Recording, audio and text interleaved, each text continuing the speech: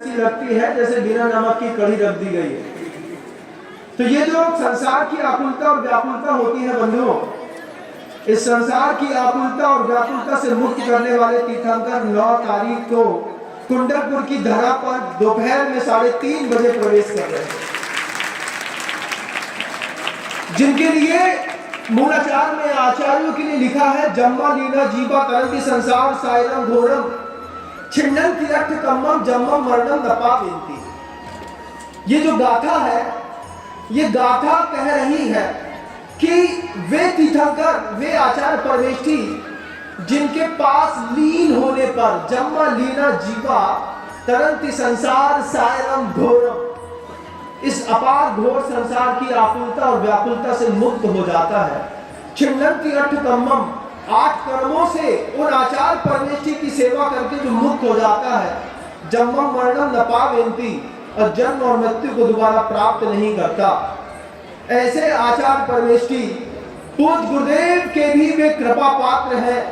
गुरुदेव की संपदा से जो श्रीमंत है, गुरुदेव की कृपा से जो धीमंत है, सबसे अधिक वैभव भी उनके पास है और सबसे अधिक ज्ञान शक्ति भी जिनके पास है, चारित्र के हिमालय है। मुझे तो ऐसा लगता है बार बार, और मैं कहता हूं कि दोबारा गुरुदेव 9 तारीख को कुंडलपुर की धरा पर प्रवेश कर रहे हैं।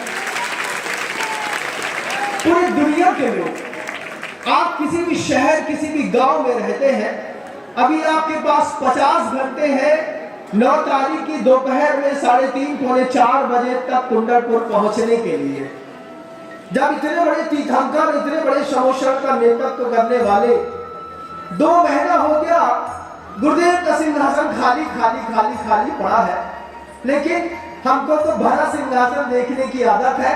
उस सिंहासन के अधिपति, शासन के नायक, शासनाधिपति गुरुदेव श्री समय सागर जी महाराज 9 तारीख की दोपहर में करीब 3:30 पौने 4 बजे के आसपास कुंडलपुर की पावन पवित्र धरा पर हम सबके ऊपर कृपा बरसाने के लिए जो पधार रहे हैं, और आपने भी दूर दूर से अपना मन बनाया है। वे क्या है? प्रकृष्ट पुण्य के धारक है। गुरुदेव की जिन्होंने मौन रूप से ऐसी गजब की भक्ति और सेवा करी है, उनका एक एक अंग देखो ना, उनके पैर देखो, उनका चेहरा देखो, उनकी चाल देखो, उनकी नजरें देखो, उनकी बोलने का तरीका देखो, उनका ज्ञान देखो, उनकी साधना देखो। कहीं से कहीं नहीं लगेगा कि गुरुदेव नहीं है। हर तरफ से जो गुरुदेव ही है। ऐसे पूज्य गुरुवर 9 तारीख की पावन पवित्र समय पर दोपहर में पौने 4 बजे के आसपास इस कुंडलपुर की पावन पवित्र धरा पर जब प्रवेश करेंगे, हमारे भी कुछ कर्तव्य बनते हैं बंधु। छोटा सा बच्चा है, उसको समझाइएगा।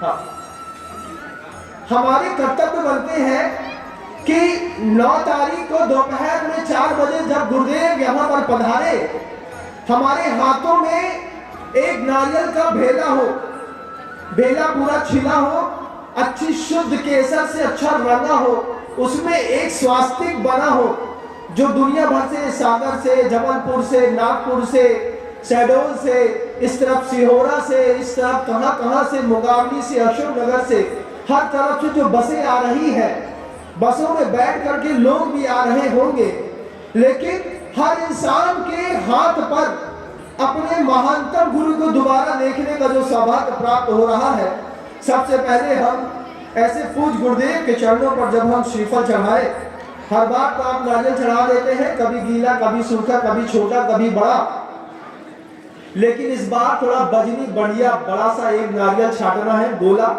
भेला जिसको कहते हैं, पूरा छील करके केसर से पूरा रंग देना, फिर अच्छी केसर से उठा करके माँ बहनों से कहना मोटा मोटा एक स्वास्तिक बना दो, और कम से कम 1 लाख गोले एक साथ जब 9 तारीख की दोपहर में 4 बजे अपने नए आचार्य महाराज के चरणों पर हम सब चढ़ाएंगे, वो वैभव, वो दृश्य देखने लायक होगा बंधुओं।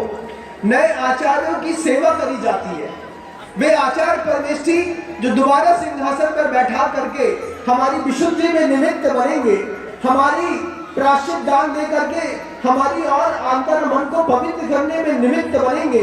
और जिनके लिए आचार्य भट्टिकेर स्वामी ने कहा कि जम्मा लीना जीवा करण की संसार सायरम घोर, तुम्हारी आकुलता और व्याकुलता से मुक्त करने वाले तीर्थंकर आ रहे हैं। लेकिन तीर्थंकरों का स्वागत कैसे किया जाता है ये हमको अगर पता नहीं है। गुरुदेव हमेशा कहते हैं कि विनम्र हर जगह पूर्व बोध की कीमत है। ऐन वक्त पर किसी को कुछ समझाया जाए तो आदमी बोलता है अब अभी बताया महाराज जी, बात तो सही है।